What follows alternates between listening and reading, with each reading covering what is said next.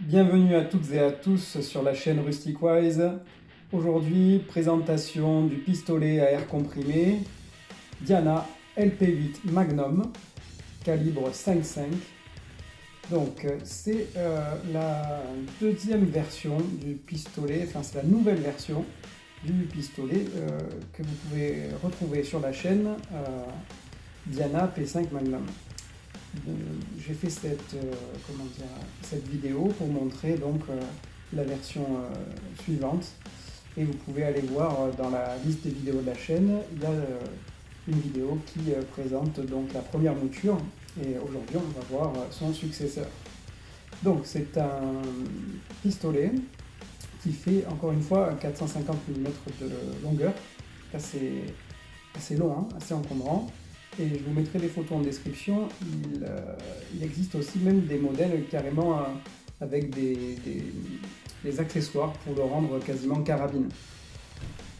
C'est un pistolet qui a un système de propulsion par ressort. Donc il y a toujours cette secousse un petit peu au départ. C'est une construction qui est assez ancienne, mais robuste et très puissante. Donc c'est un pistolet qui fait toujours 7,5 joules. Ça n'a pas évolué par rapport à la précédente version, qui fait toujours le même gabarit. Il a un petit peu évolué dans son esthétique, vous le verrez après. Au niveau tarif, on le trouve dans les 275-279 € selon les sites.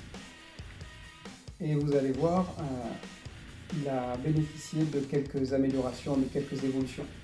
Je crois que le mieux c'est de vous le montrer.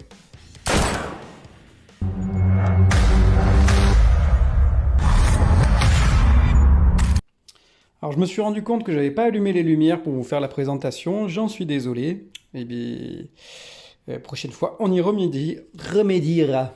Alors, voilà la bête. On peut d'ores et déjà voir les différences avec la première mouture, hein.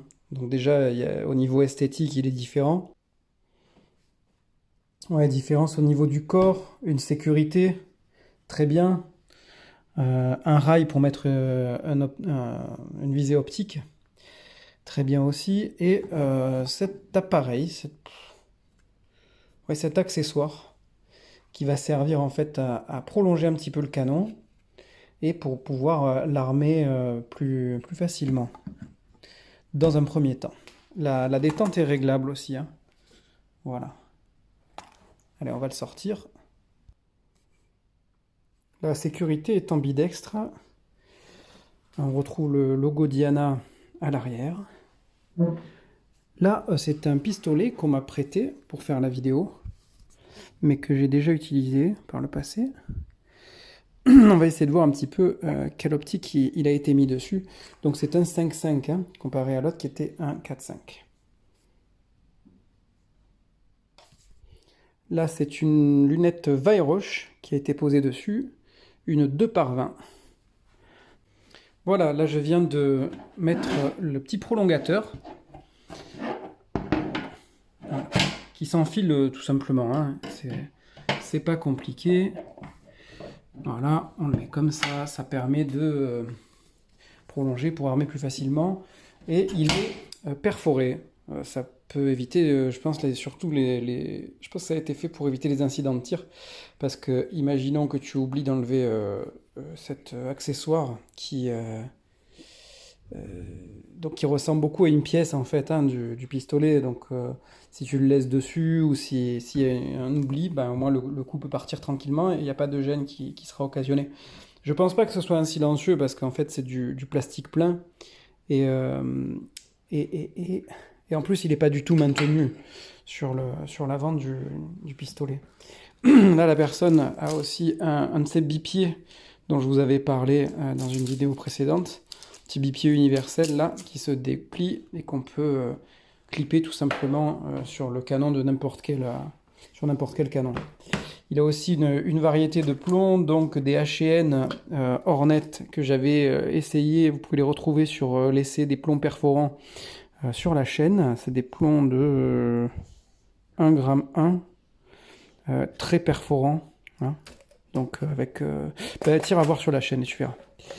Là aussi, des Jumbo Express de la marque JSB. Je crois que ça, c'est assez précis. Des Super Light. Ça aussi, c'est assez précis et c'est très rapide.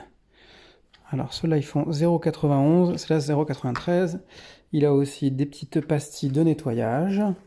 Et des obus, là. Alors ça, c'est bien parce que tu peux faire... tu as une grande variété de ces obus qui existent. Tu peux jouer sur la masse du plomb. Là, c'est des 1,35. Ça, c'est pour du plinking. Ça, c'est destructeur, ça. Il y a aussi un petit kit de nettoyage. Ah non, c'est un collimateur pour le réglage. Un collimateur laser.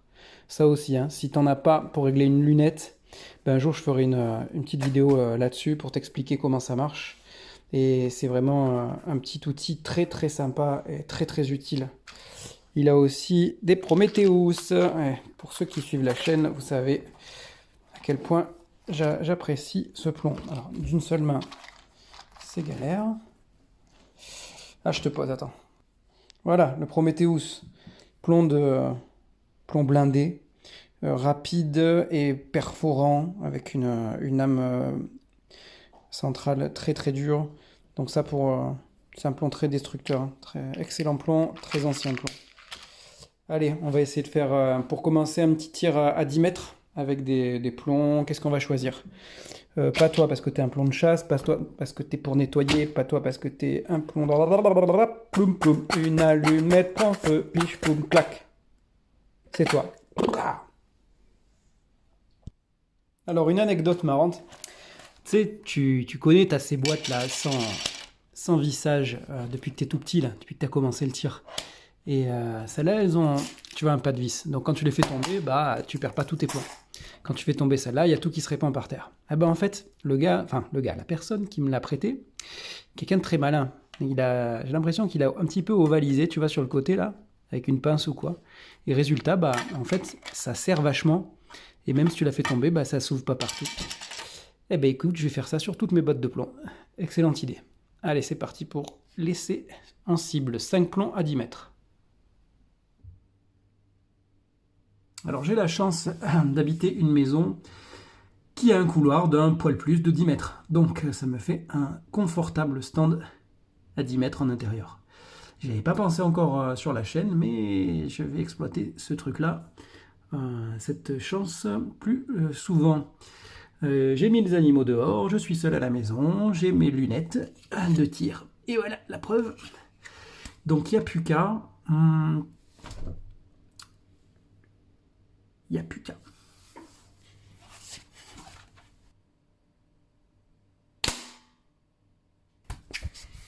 Alors, premier tir, il est ici. Il est dans le 8 à midi. Deux choses. Un, j'ai pas utilisé, tu sais, le petit levier de, comment dire, pour aider à l'armement, parce qu'en fait, c'est pas si difficile que ça. C'est vraiment pour quelqu'un qui aurait pas trop de force. Ce qu'on va vérifier par cette petite séance de 5 plombs, c'est le groupage dans le groupement. J'arrive jamais, hein, désolé. Donc le groupement, parce que j'ai pas envie de toucher les réglages de la lunette de la personne qui me l'a prêté. Il faut savoir que la lunette là, elle est un petit peu teintée jaunâtre.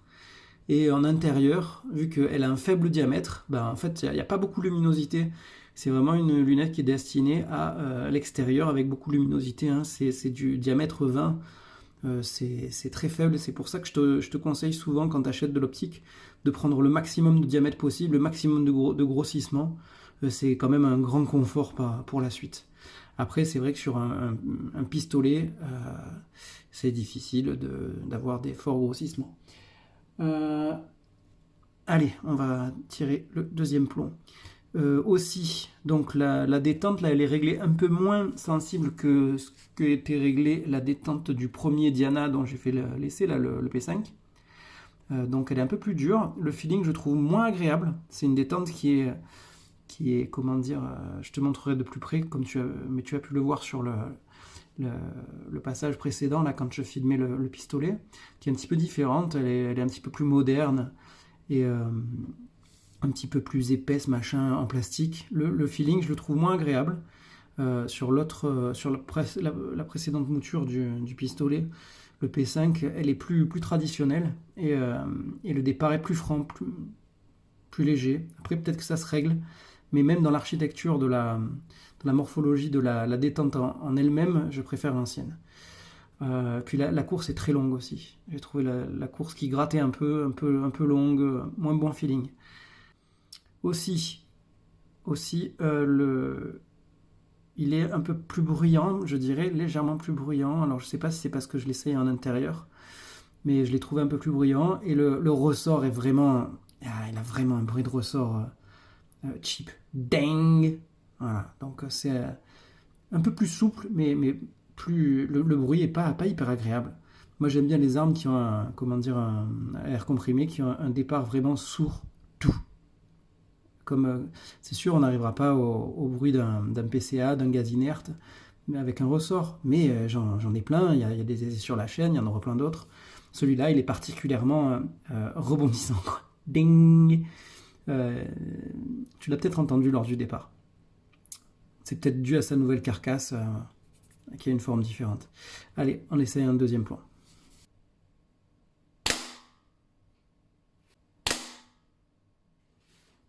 Alors, quasiment trou dans trou ici.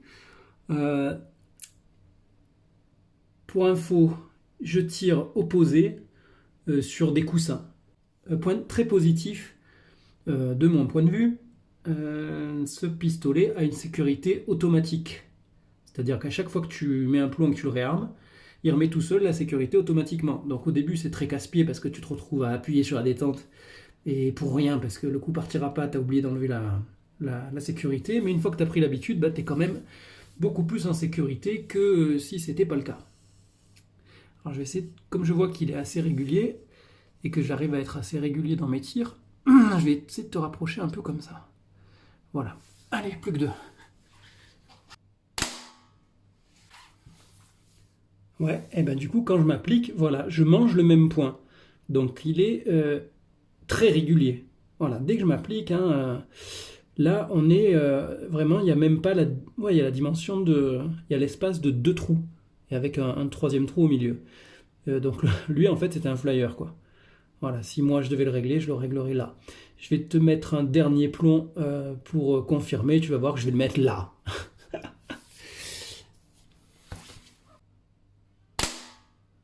Donc, les plombs. Donc, je suis encore là. Les plombs ont une régularité extraordinaire. Enfin, extraordinaire, parfaite. Et le pistolet aussi. Je vais aller te faire voir ça. Et on va sortir, se mettre à 10 mètres. Attends, non, à 25 mètres. Pour faire un truc que je voulais faire, c'est mettre plusieurs canettes de coca les unes derrière les autres et voir si ça en transperce, tu sais, plus d'une, quoi. Alors je bois pas beaucoup de coca, donc je les récupère un peu où je trouve. Et je crois que j'en ai récupéré 3-4, pas plus. Donc tu devras t'en contenter pour le moment. Et je verrai ce que je peux faire pour la prochaine vidéo. De toute façon, les idées me viennent. Certaines personnes me donnent des idées. Ça, c'est super. N'hésitez pas à mettre des commentaires. Et d'ailleurs aussi, n'hésitez pas, si le contenu vous plaît, à soutenir la chaîne en vous abonnant, en commentant, en mettant des likes.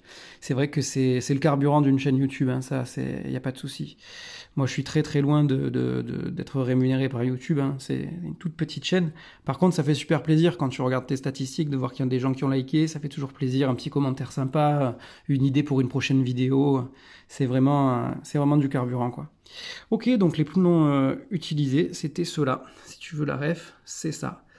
Je vais conserver les mêmes à 25 mètres pour que le test soit cohérent. Je t'aurais bien fait un essai de plein de plombs différents, mais ça fera l'objet d'une prochaine vidéo. Donc, biche neuve. Et puis ensuite, plinking. C'est parti. Ouais, comme tu peux voir, aujourd'hui, il y a pas mal de vent. Donc, je sais pas si ça se voit. Non, ça se voit pas la vidéo. Il y a pas mal de vent, tu devras me croire sur parole. Donc, 25 mètres avec des plombs légers pour la catégorie. Ça risque d'être vachement irrégulier. J'aurais été tenté de mettre les plus lourds là, mais je les connais pas et puis ça va pas faire une belle régularité dans dans l'essai, donc ça sera pas pertinent. Alors, putain, on va être à contre-jour, j'aime pas ça. Le soleil, où tu te trouves? T'es là. Il manque combien? Il manque ça pour être pas à contre-jour, mais est-ce que je suis aligné du coup? Quasiment pas du tout. Allez, bah écoute, on va faire un compromis. Ouais, comme ça et comme ça. Comme ça. Allez, comme ça. Alors ce coup-ci, comme on est à 25 mètres, je te mets pas trop près parce que en fait c'est mon téléphone, tu vois. Donc j'ai pas envie qu'il y ait de risque de l'abîmer. Allez, c'est parti. On y va.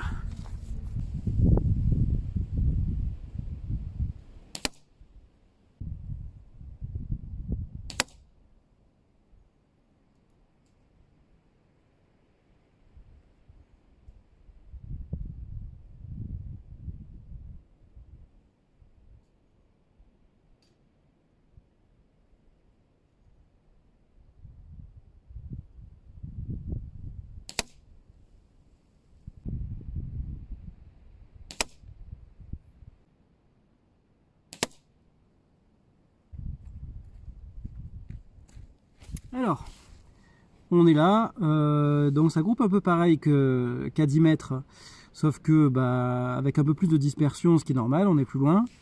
Je me suis pas du tout appliqué sur les tirs, je les ai lâchés un petit peu rapidement parce que j'avais envie de, comment dire, d'un peu d'authenticité, tu vois, pas de trop de, tu vois ce que je veux dire. Et voilà, donc sans s'appliquer, il y a tout dans une pièce de 2 euros, de 5 francs, une pièce de 5 francs. 3 correctifs en extérieur, la luminosité de l'optique qui est montée sur le pistolet est parfaite. Donc à l'intérieur c'est vrai que ça faisait vraiment trop léger. Dès qu'on sort c'est parfait, c'est irréprochable, il n'y a aucun souci. Si tu dois tirer qu'en extérieur, prends cette lunette, tu seras content. Deuxième chose, la course, j'avais parlé de la course qui gratte un peu, non elle gratte pas, c'était mon ongle en fait qui grattait contre le ponté. Donc la course gratte pas au niveau de la détente, par contre je la trouve interminable. Et je trouve que la bossette aussi est un petit peu importante, donc je conseille à celui qui m'a prêté le pistolet, s'il veut vraiment améliorer ses tirs, son confort, etc., de tester quelques petits réglages, à moins qu'il ait déjà fait, que ce soit le réglage qui lui convienne, ce qui ne m'étonnerait pas. Mais ça peut être aussi un conseil pour toi si tu possèdes ou que tu envisages d'acheter ce pistolet. Correctif au niveau du bruit aussi, à l'extérieur, ben, on entend. Voilà, c'était juste parce que j'étais à l'intérieur et que le précédent essai était à l'extérieur. Allez, on va faire un petit essai sur les boîtes de coca. Là. Alors pourquoi des bouteilles de coca, enfin des canettes de coca? Parce que c'est une référence qui parle à tout le monde. Tous ceux qui ont fait du plinking ont déjà tiré sur des canettes de boisson et du coup ça parle à beaucoup de monde, ça donne une référence au niveau des qualités, les capacités de pénétration d'une arme à air comprimé ou d'un plomb. Là j'en ai que 4, donc je tirerai que sur 4. Et elles font que tomber, alors j'ai mis du gravier dedans, mais ça sert à rien. Ça suffit pas. Allez, c'est parti.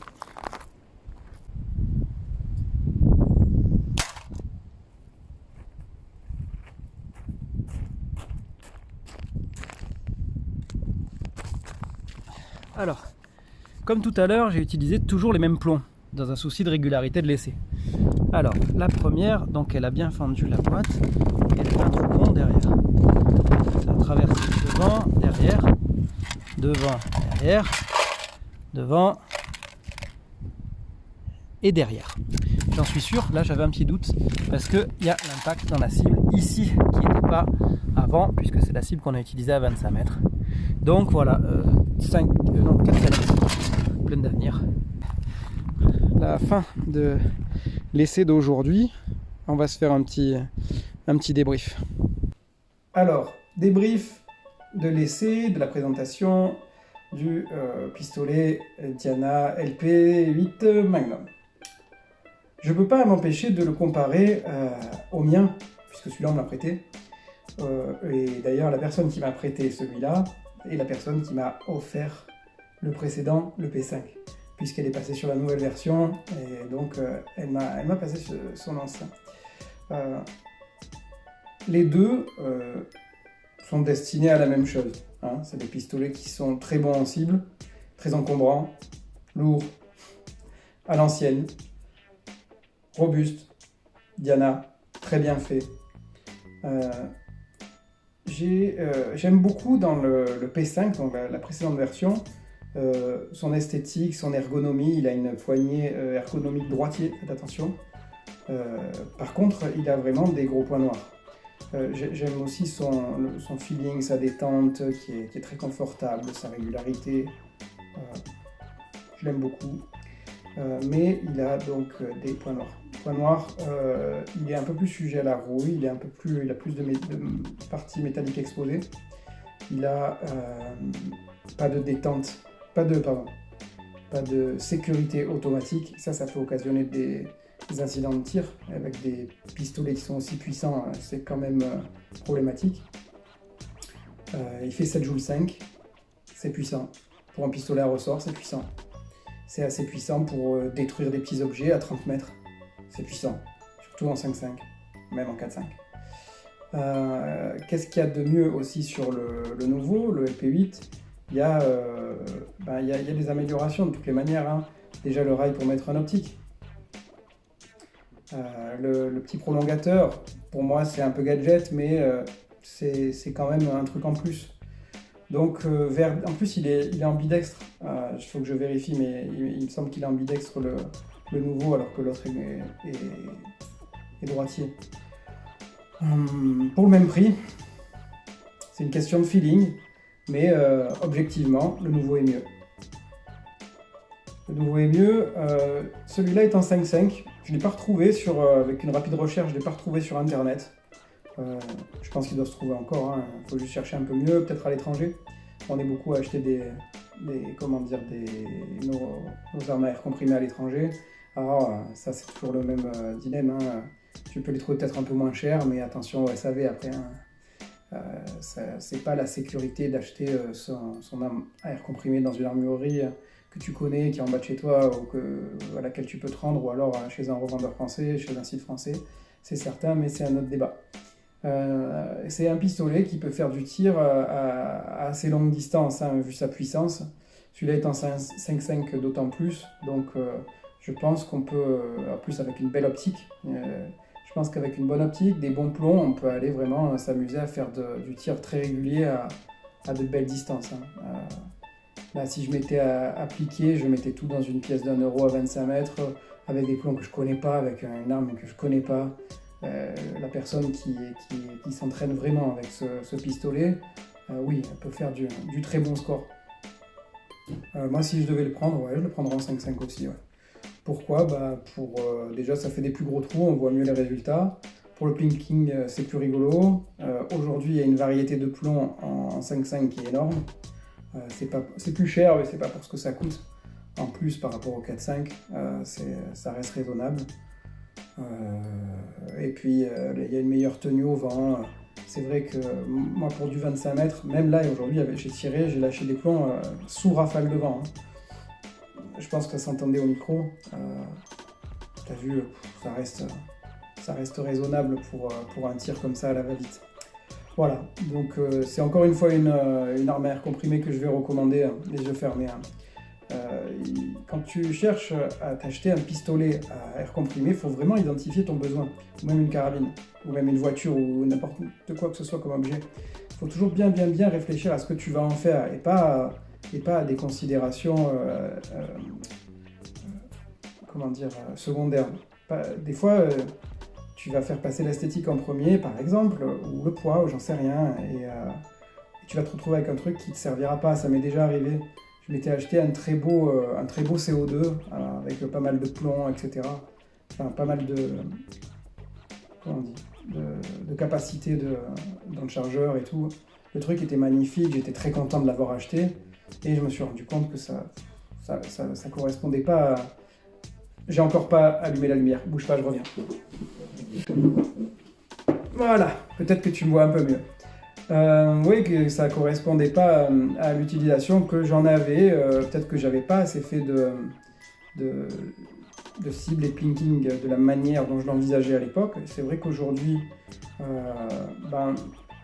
comme j'ai accès à plusieurs armes à air comprimé, c'est vrai que j'y reviendrai peut-être sur un très beau CO2, voilà, peut-être blowback ou un truc comme ça.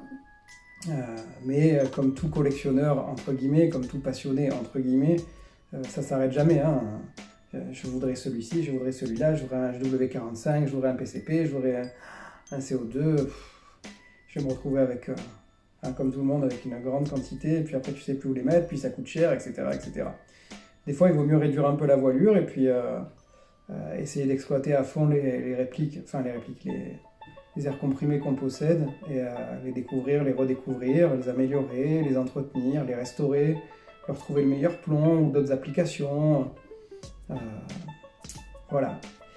Il y a encore plein de belles choses qui arrivent sur la chaîne bientôt. Il y aura des comparatifs, il y aura des comment ça s'appelle là quand tu fais une vidéo avec quelqu'un d'autre? Des collabs.